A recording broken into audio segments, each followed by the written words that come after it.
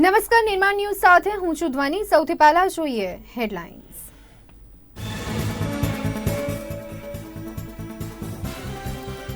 હોકીના મેજરને મળ્યું સન્માન। ખેલ રત્ન પુરસ્કારથી રાજીવ ગાંધીનું નામ હટાવાયું। હવે આ એવોર્ડ ધ્યાનચંદના નામથી આપવામાં આવશે।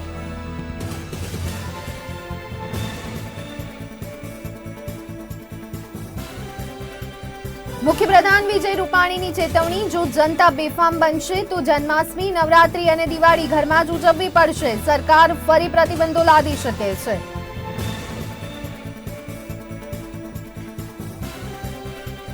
આરબીઆઈએ વ્યાજદર યથાવત રાખ્યા। ક્રેડિટ પોલિસીમાં કોઈ ફેરફાર નહીં। Repo rate 4%, reverse repo rate 3.35% યથાવત।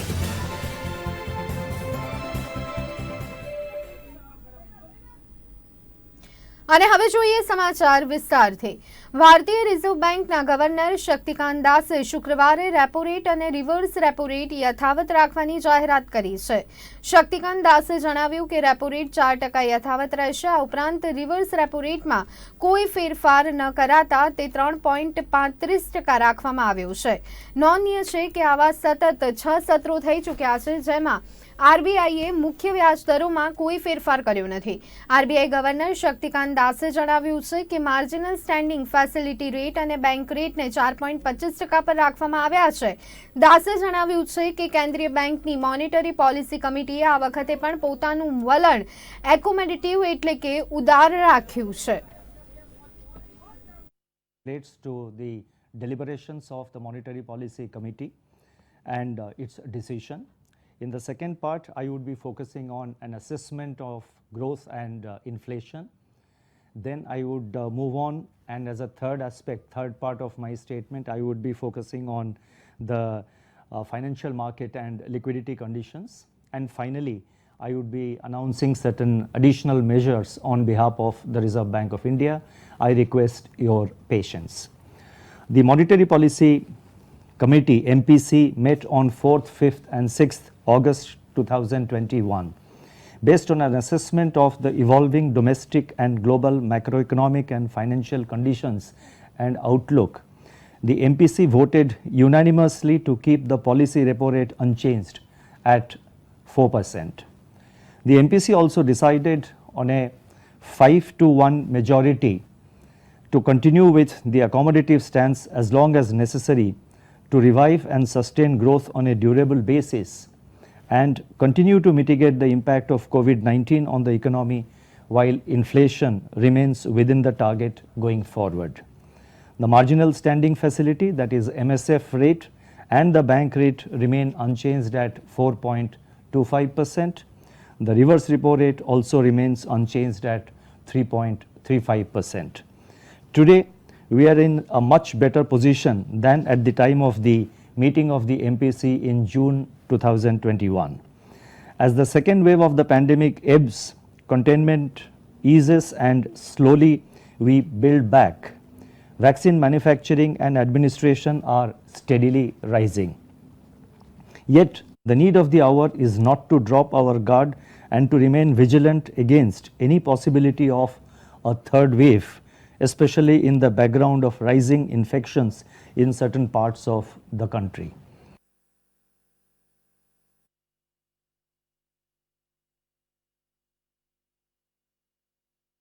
દિલ્હીના કેન્ટ વિસ્તારમાં ઓલ્ડ નંગલ સ્મશાન ગૃહમાં કથિત બળાત્કાર અને ત્યારબાદ સગીર બાળકીની હત્યાનો કેસ હવે વેગ પકડી રહ્યો છે। ત્યારે સુરતમાં પણ દલિત સમાજના આગેવાનો દ્વારા સુરતના રામપુરા વાલ્મીકી નગર ખાતે વાલ્મીકી સમાજના દલિત નેતાઓ, બાળકો, સ્ત્રીઓ અને પુરુષોએ બળાત્કારીઓના પુતળાને ફાંસીએ ચડાવી પોતાનો વિરોધ નોંધાવ્યો હતો અને આ પ્રકારે દલિત બાળકીની હત્યા બાદ સળગાવી દેવાની ઘટનાને આકરા શબ્દોમાં વખોડી ગુનેગારોને ફાંસીની સજા આપવામાં આવે તેવી માંગ કરી હતી।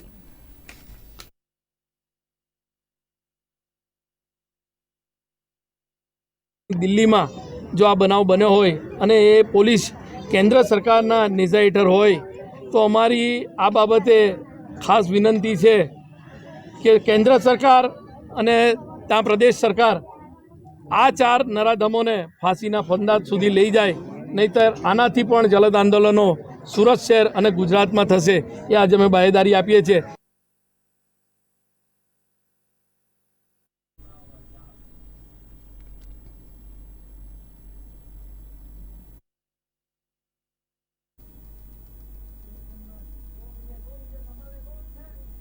રાજ્યની વિજય રૂપાણી સરકારના 5 વર્ષ પૂર્ણ થવા નિમિત્તે 1 ઓગસ્ટથી 9 ઓગસ્ટ સુધી વિવિધ કાર્યક્રમો થકી ઉજવણી કરવામાં આવી રહી છે, ત્યારે તેની સામે કોંગ્રેસે પણ સમાંતર કાર્યક્રમ શરૂ કર્યો છે, જે અંતર્ગત આજે કોંગ્રેસે બેરોજગારી દિવસની ઉજવણી કરી હતી। ગાંધીનગર જિલ્લા કોંગ્રેસ કાર્યકરો દ્વારા ઉપવાસ છાવણીમાં કોઈપણ જાતના મંજૂરી વગર બેરોજગારી દિવસ નિમિત્તે દેખાવો કર્યા હતા, જેમાં શિક્ષિત બેરોજગારોને ચાનો ધંધો કરવાની ફરજ પડતી હોવાના દેખાવ પણ કરવામાં આવ્યા હતા, જેમાં ગાંધીનગર જિલ્લા કોંગ્રેસ પ્રમુખ સૂર્યસિંહ ડાભી દ્વારા સરકારની નિષ્ફળતા ઉજાગર કરવાનો પ્રયત્ન કરાયો હતો, જો કે પોલીસે તમામ કાર્યકરોની અટકાયત કરી હતી।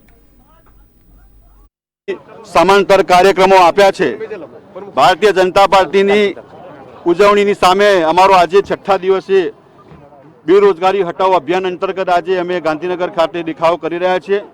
સરકારની નિષ્ફળતા છે, યુવાનો બેકારી વધી છે, 40 લાખ યુવાનો બેરોજગારીથી ગુજરાતમાં ભટકી રહ્યા છે, એની વેદનાને વાચા આપવા આજે આ કાર્યક્રમ અમે કર્યો છે।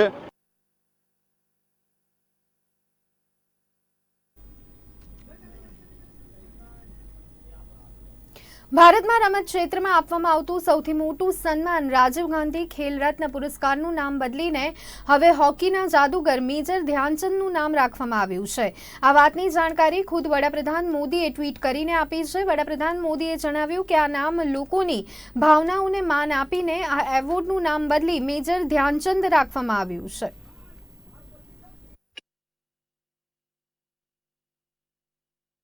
રાજીવ ગાંધી ખેલ રત્ન પુરસ્કારનું નામ બદલીને મેજર ધ્યાનચંદ ખેલ રત્ન એવોર્ડ રાખવામાં આવ્યું છે।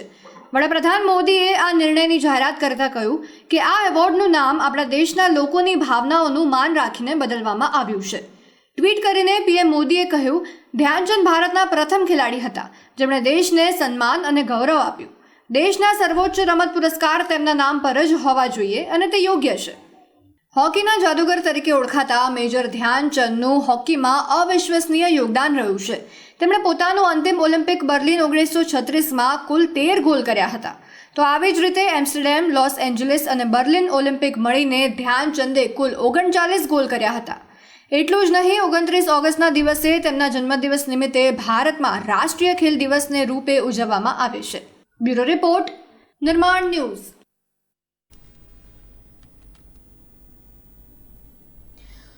ટોક્યો ઓલિમ્પિકમાં ભારતીય વિમેન્સ હોકી ટીમ સ્પર્ધાથી બહાર થઈ ગઈ હતી। ટીમને ભલે બ્રિટન સામે હારનો સામનો કરવો પડ્યો હોય, પરંતુ ટીમ 130 કરોડ દેશવાસીઓનું દિલ જીતી ગઈ છે। વડાપ્રધાન મોદીએ મહિલા હોકી ટીમ સાથે ટેલિફોનિક વાતચીત કરી હતી અને તેમને આશ્વાસન આપ્યું હતું। પીએમના ફોન આવતા જ મહિલા ખેલાડીઓ ધ્રુસકે ધ્રુસકે રડી પડી હતી। આ દરમિયાન વડાપ્રધાને તેમનો હોંસલો વધારી અને તમે દેશનું ગૌરવ છો તેમ જણાવ્યું હતું। વડાપ્રધાને એક ખેલાડીને રમત દરમિયાન આંખ પર ઈજા થઈ હતી તેના પણ ખબર અંતર પૂછ્યા હતા। સમાચારમાં આગળ વધીએ અને વાત કરીએ તો મુખ્યપ્રધાન તરીકે વિજય રૂપાણીએ ગુજરાતમાં 5 વર્ષ શાસન સંભાળ્યું છે, જે દરમિયાન અનેક વિકાસલક્ષી યોજનાઓ થકી ગુજરાતને ઉત્તમથી સર્વોત્તમ બનાવવા તરફ પ્રયત્નો થયા છે। સફળતાપૂર્વક 5 વર્ષ પૂર્ણ થવા નિમિત્તે રાજ્યભરમાં વિજય રૂપાણીના નેતૃત્વની સરકારના 5 વર્ષ પૂર્ણ થવા રાજ્યવ્યાપી વિકાસ કાર્યક્રમો યોજાનાર છે, જેના આજે 6ઠ્ઠા દિવસે રોજગાર દિવસની ઉજવણી કરવામાં આવી હતી। ગુજરાતમાં વિજય રૂપાણી અને નીતિન પટેલના નેતૃત્વની રાજ્ય સરકારના 5 વર્ષ પૂર્ણ થવા અવસરે 5 વર્ષ આપણી સરકારના સૌના સાથથી સૌના વિકાસના હેઠળ રાજ્યવ્યાપી કાર્યક્રમો યોજાઈ રહ્યા છે। સુશાસનના 5 વર્ષ નિમિત્તે રાજ્યભરમાં જનહિતલક્ષી કાર્યક્રમો થકી રાજ્યની અવિરત વિકાસ યાત્રાને વધુ વેગવંતી બનાવવાનું રાજ્ય સરકારનું આ આયોજન છે। કોરોના સંક્રમણ નિયંત્રણ માટેની ગાઈડલાઇન્સના સંપૂર્ણ પાલન સાથે આ કાર્યક્રમ યોજાઈ રહ્યા છે, જે અંતર્ગત 1 ઓગસ્ટે જ્ઞાન શક્તિ દિવસ, 2 ઓગસ્ટ સંવેદના દિવસ, 3 ઓગસ્ટ અન્નોત્સવ દિવસ, 4 ઓગસ્ટ નારી ગૌરવ દિવસ, 5 ઓગસ્ટના રોજ કિસાન સન્માન દિવસ ઉજવાયો હતો, તો આજે 6ઠ્ઠા દિવસે સુરત ખાતે રોજગાર દિવસની ઉજવણી થઈ હતી। વર્તમાન રાજ્ય સરકારે છેલ્લા 5 વર્ષના શાસનમાં અનેક યુવાનોને સરકારી નોકરીની તક ઉપલબ્ધ કરાવી છે। રાજ્ય સરકારે પ્રતીક્ષા યાદીનું પ્રવર્તમાન 10% કદ વધારીને બેવડું કરી 20% કર્યું છે। તો ઓલિમ્પિકમાં કુસ્તી સેમીફાઇનલમાં અહીંયા ખાસ પુનિયાની હાર થઈ હોવાના સમાચાર સામે આવી રહ્યા છે. આપને જણાવી દઈએ કે સેમીફાઇનલમાં બજરંગ પુનિયાની હાર થઈ છે. કુસ્તીની આજે સેમીફાઇનલ મેચ હતી ત્યારે તેમાં અહીંયા બજરંગ પુનિયા આખરે હારી ચૂક્યા છે. તો ભારત માટે એક ખરાબ સમાચાર, સેમીફાઇનલમાં અહીંયા બજરંગ પુનિયાની હાર થઈ છે.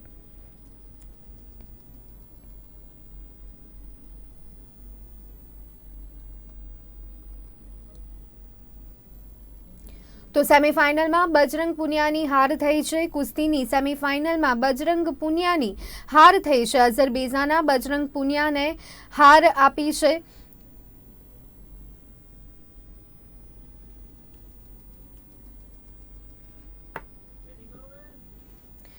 તો ખાસ કુસ્તી સેમીફાઇનલમાં બજરંગ પુનિયાની હાર થઈ છે. સેમીફાઇનલમાં બજરંગ પુનિયાની હાર થતાં જ અત્યારે હાલ કહી શકાય કે ચાહકોમાં એક નિરાશા જોવા મળી રહી છે.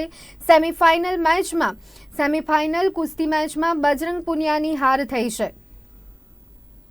અઝરબૈજાને બજરંગ પુનિયાને હાર આપી છે.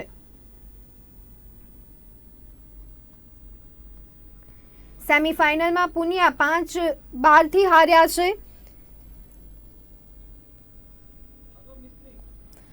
અને આ જ અંગે વધુ ચર્ચા માટે સ્પોર્ટ્સ એક્સપર્ટ અશોક મિસ્ત્રી આપણી સાથે ફોન લાઈન પર જોડાઈ ગયા છે. અશોકજી, સેમીફાઇનલમાં બજરંગ પુનિયાની હાર થઈ છે, કેવી રીતે જોઈ રહ્યા છો? નહીં, જબરજસ્ત મેચ હતી અને વર્લ્ડ નંબર 1 ખેલાડી હાજી અલીફ રમી રહ્યા હતા એની સામે, એટલે ડેફિનેટલી મોટી મેચ હતી. અને ઓફકોર્સ જે ભારતના ખેલાડી હતા એટલા બધા અપ ટુ ધ માર્ક ના દેખાયા અને ઘણા બધા મોટા માર્જિનથી હાર થઈ છે. એટલે ખરેખર જોવા જઈએ તો એક આપણે મેડલની આશા રાખીને બેઠા હતા અને એને બદલે હારના કારણે થોડોક સેટબેક ચોક્કસ મળ્યો છે. હવે જોવાનું છે કે બ્રોન્ઝ મેડલ માટે આ લોકો રમશે કે કેમ, અને રમે છે તો ક્યારે રમે છે. બાકી અત્યારે જે ભારતને એક સુવર્ણ તક હતી કે બજરંગ પુનિયા ઉપર કે ફાઇનલમાં પહોંચે અને ગોલ્ડ મેડલ લાવે, એ આશાઓ કદાચ અહીંયા પૂરી થઈ ગઈ દેખાય છે. જી, ધન્યવાદ અશોકજી અમારી સાથે જોડાવા બદલ. તો સેમીફાઇનલ કુસ્તીમાં બજરંગ પુનિયાની હાર થઈ છે.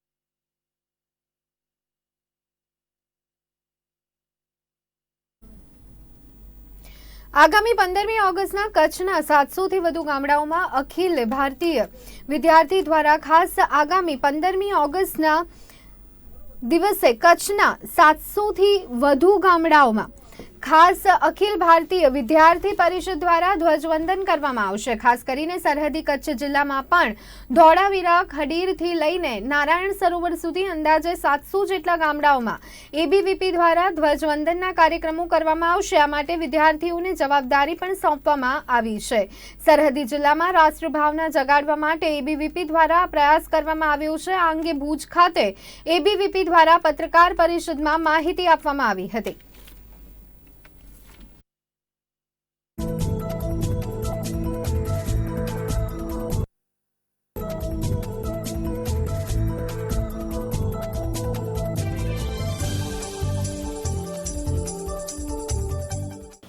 ઓગસ્ટમાં આપણે બધા જાણીએ છીએ કે 74 વર્ષ પૂર્ણ કરીને 75 વર્ષના આઝાદીનો ઉત્સાહભેર દેશ જ્યારે આપણે ઉજવણી કરવાનો છે, ત્યારે વિદ્યાર્થી પરિષદ પણ આ પર્વને કેમ પાછી પડે, તો વિદ્યાર્થી પરિષદ દ્વારા સ્વરાજ 75 એટલે 75 વર્ષની ઉજવણી માટે ગામડા સુધી પહોંચવાનું આપણું આયોજન છે.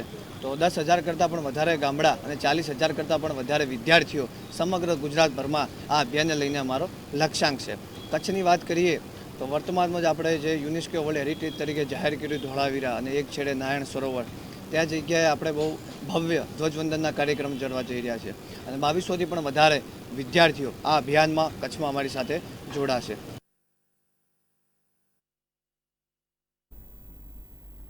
વિપક્ષ કોંગ્રેસ નેતા અર્જુન મોઢવાડિયાએ સોનાના હોલમાર્ક બાબતે સરકાર પર આકરા પ્રહાર કર્યા હતા.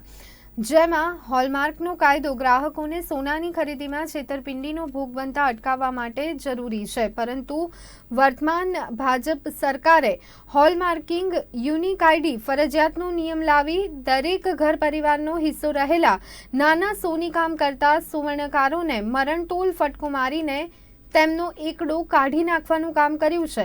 તેમજ ખાસ કરીને નાના સુવર્ણકારો સહિત સમગ્ર જ્વેલરી ઉદ્યોગ કોવિડ-19 અને લોકડાઉનના કારણે ઇતિહાસની સૌથી મોટી મહામંદીનો સામનો કરી રહ્યો છે.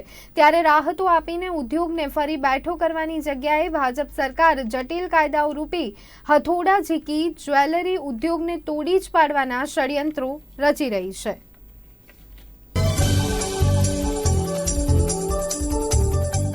ભારત સરકારે હોલમાર્કિંગ યુનિક આઈડીનો કાયદો લઈ આવીને જે પરંપરાગત રીતે સોનીકામ કરે છે એવા જ્વેલરોને વ્યવસાયને મરણતોલ ફટકો લગાવ્યો છે.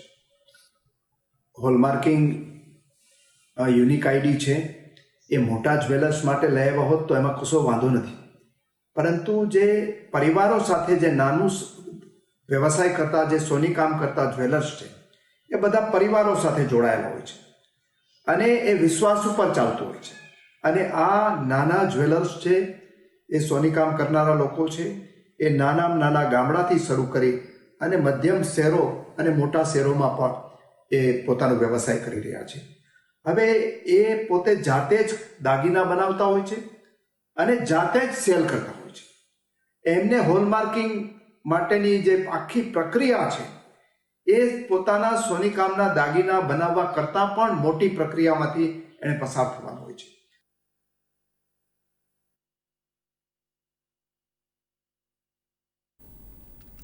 રાજ્ય સરકારના 5 વર્ષની ઉજવણીના કાર્યક્રમના ભાગરૂપે અમદાવાદના સાણંદ ખાતે આજરોજ રોજગાર દિવસની ઉજવણીના કાર્યક્રમમાં નાયબ મુખ્યમંત્રી નીતિન પટેલ ઉપસ્થિત રહ્યા હતા. રૂપાણી સરકારના 5 વર્ષની ઉજવણી નિમિત્તે યોજાયેલ કાર્યક્રમમાં સાણંદ ખાતે નીતિન પટેલે રાજ્ય સરકારના 5 વર્ષના શાસનને સુશાસન ગણાવ્યું હતું. સાથે જ આજે રોજગાર દિવસની ઉજવણીના પ્રસંગે રાજ્યના 50,000 યુવાનોને નિમણૂક પત્ર પણ એનાયત કરવામાં આવ્યા હતા. માણસોને તો આવક હોવી જોઈએ. આવક મેળવવા માટે ખેડૂતો ખેતી કરે, વેપારીઓ વેપાર કરે, જેની પાસે જે વ્યવસ્થા હોય તે પોતાના મા બાપના ધંધામાં જોડાઈ એમને મદદરૂપ થઈ આવક મેળવે. પણ જેની પાસે આ બધું ના હોય, જે ખેડૂત ના હોય, વેપારી ના હોય, એવા કરોડો લોકો જે છે એમની રોજગારી ઊભી કરવાનું કામ એ કોણ કરે? એ કામ સરકાર કરે છે. આપણી ગુજરાતની ભાજપની સરકારની વડાપ્રધાન નરેન્દ્રભાઈની દીર્ઘદ્રષ્ટિનો મારે તમને દાખલો આપવો છે કે હું વેપારી છું, મારા બાપ દાદાની પેઢી હતી તો હું તો ધંધા ઉપર બેસી જવાનો, કોઈ કરિયાણાનો, કાપડનો, કટકરીનો, વાસણનો, ચાંદીનો, જ્વેલર્સનો ધંધો હોય તો છોકરા ત્યાં બેસી જાય, કોઈ સરકારી નોકરી મેળવી લે, કોઈ બહુ હોશિયાર હોય તો ભણી કરી ડોક્ટર, વકીલ, એન્જિનિયર થાય. બાકીના લાખો લોકો માટે એ રોજગારી ઊભી કરવી પડે. રોજગારી ઊભી કરવાની વ્યવસ્થા એ સરકારે કરવી પડે. રોજગારી મળે એ માટે સાધનો એટલે કે વ્યવસ્થાઓ ઊભી કરવી પડે. એ કામ આપણી ગુજરાતની ભારતીય જનતા પક્ષની સરકાર લાખો લોકોને રોજગાર મળે એ માટે કામ કરી રહી છે.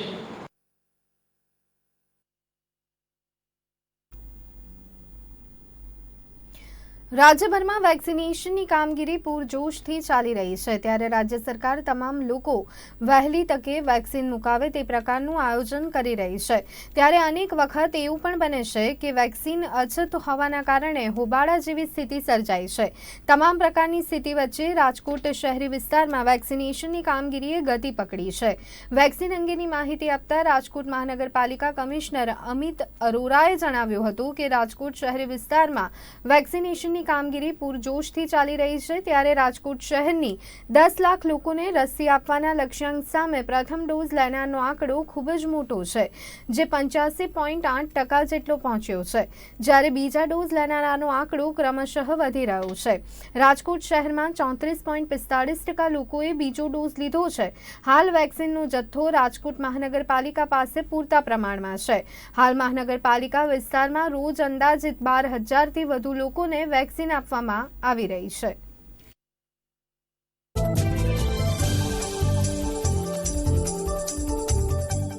શહેરી વિસ્તારમાં વેક્સિનને ખૂબ સારો પ્રતિસાદ મળી રહ્યો છે. અગાઉ જે નાના મોટા શંકા કે ડાઉટ હતી પબ્લિકના, એ પણ અત્યારે નથી. બહુ પ્રોએક્ટિવલી પબ્લિક સામેથી વેક્સિનની ડિમાન્ડ કરે છે. આપણે કુલ 10 લાખ જેવું 9.93 લાખની પોપ્યુલેશન 18+ કવર કરવાની થાય, અને ગઈકાલ સાંજ સુધી એમાંથી 85.8% જેટલું કવરેજ થઈ ચૂક્યું છે. સેકન્ડ ડોઝમાં આપણે 34.45% એટલે અંદાજે 35%નો કવરેજ છે. વેક્સિન સપ્લાય પણ હવે આપણી પાસે પૂરતું અવેલેબલ છે. ગઈકાલે આપણે 12,000 જેટલા વેક્સિન્સ કર્યા, આજે 14,000 જેટલા વેક્સિનેશન આપણે કરવાના છીએ. એટલે વેક્સિનનો પ્રોગ્રામ અત્યારે ખૂબ સુચારુ રીતે ચાલી રહ્યો છે. પાટણમાં ઊંઝા 3 રસ્તા પાસે ટ્રેલર અને બાઇક વચ્ચે અકસ્માત સર્જાતા બાઇક ચાલક ગંભીર રીતે ઘાયલ થયો હતો, જેને 108 મારફતે ધારપુર સિવિલ હોસ્પિટલ ખાતે સારવાર અર્થે ખસેડવામાં આવ્યો હતો, જ્યાં સારવાર દરમિયાન યુવકનું કરુણ મોત નીપજ્યું હતું. ઘટનાના પગલે લોકોના ટોળે એકત્ર થઈ ગયા હતા. તો બનાવની જાણ થતાં પોલીસ ઘટના સ્થળે દોડી આવી હતી અને ટ્રક ચાલક સામે કાર્યવાહી હાથ ધરી હતી. નોંધનીય છે કે મૃતક યુવક હાસાપુર દૂધસાગર ડેરીમાં નોકરી કરતો હોય ત્યાં જતા સમયે આ દુર્ઘટના સર્જાઈ હોવાનું જાણવા મળ્યું હતું. હાલમાં પોલીસે ટ્રેલર ચાલક વિરુદ્ધ ગુનો નોંધી વધુ તપાસ હાથ ધરી છે.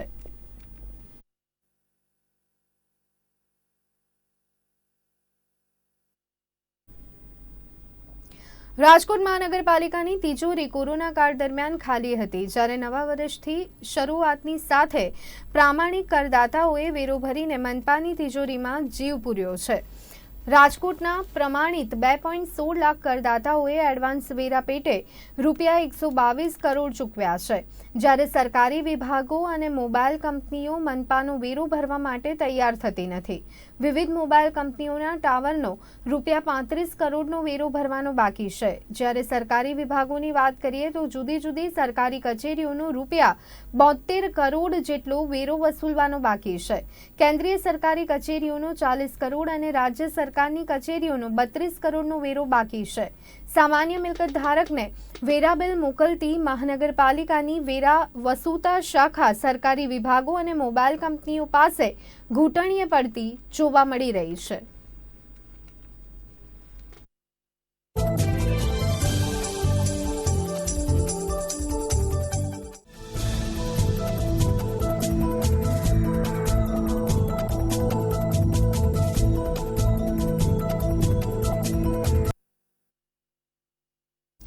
આજે રાજ્યભરમાં ગુજકેટની પરીક્ષા યોજાઈ છે, જેમાં કુલ 1,18,000 વિદ્યાર્થીઓ પરીક્ષા આપી રહ્યા છે.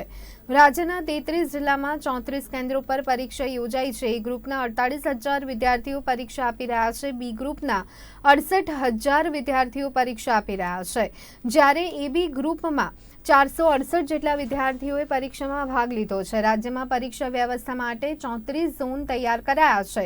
પરીક્ષા વ્યવસ્થા માટે 575 બિલ્ડિંગનો ઉપયોગ કરાયો છે, તો 5,932 બ્લોકમાં વ્યવસ્થા કરવામાં આવી છે. કોરોના ગાઈડલાઈનને ધ્યાનમાં રાખીને દરેક વર્ગમાં 20 વિદ્યાર્થીઓને પ્રવેશ અપાયો છે, જ્યારે શાળા સંચાલકો દ્વારા પણ કોરોના ગાઈડલાઈનને ધ્યાનમાં રાખીને તમામ પ્રકારની તૈયારીઓ કરાઈ છે. આજે ગુજકેટની પરીક્ષા છે, જે એન્જિનિયરિંગ છે, ફાર્મસી છે, એવા જે વિદ્યાર્થીઓ પ્રવેશ મેળવવા માગતા હોય એમના માટેની કોમ્પિટિશન પરીક્ષા છે. અમારે શાળાની અંદર 10 બ્લોક ફાળવેલા છે અને એક બ્લોકમાં 20 વિદ્યાર્થી પ્રમાણે 200 વિદ્યાર્થીઓને ફાળવવામાં આવેલા છે. અમે કોરોનાની ગાઈડલાઇનને ધ્યાનમાં રાખી ડિસ્ટન્સિંગ જળવાય એ રીતે રૂમની અંદર વિદ્યાર્થીઓની બેઠક વ્યવસ્થા ગોઠવેલી છે. દરેક રૂમ સેનેટાઈઝ કરવામાં આવેલા છે. એ સાથે અત્યારે જે વિદ્યાર્થીઓ પ્રવેશી રહ્યા છે એમને પણ અહીંયા પગથિયામાંથી એન્ટર થાય ત્યારે સેનેટાઈઝ કરીને જ અંદર મોકલવામાં આવે છે. પાણીની વ્યવસ્થા પણ કરવામાં આવેલી છે અને સાથે સાથે પાણીના રૂમ અને બહાર બાથરૂમની જે જગ્યાઓ છે ત્યાં પણ સાબુને એ મૂકવામાં આવેલું છે કે જેથી કરીને વિદ્યાર્થી જાય તો ત્યાં હાથ સાબુથી સાફ કરી અને પોતે ધ્યાન રાખી શકે. કમ્પલસરી દરેક વિદ્યાર્થી માસ્ક પહેરે એ માટેનું એક પ્રોવિઝન પણ કરેલું છે. વિદ્યાર્થીઓને આગ્રહ પણ રાખીએ છીએ અને સાથે સાથે કદાચ કોઈક વિદ્યાર્થી માસ્ક વગર આવ્યું હોય તો અમે એની પણ વ્યવસ્થા રાખેલી છે કે એ વિદ્યાર્થીને અમે માસ્ક આપી અને એ વિદ્યાર્થી પરીક્ષા શાંતિથી આપી શકે.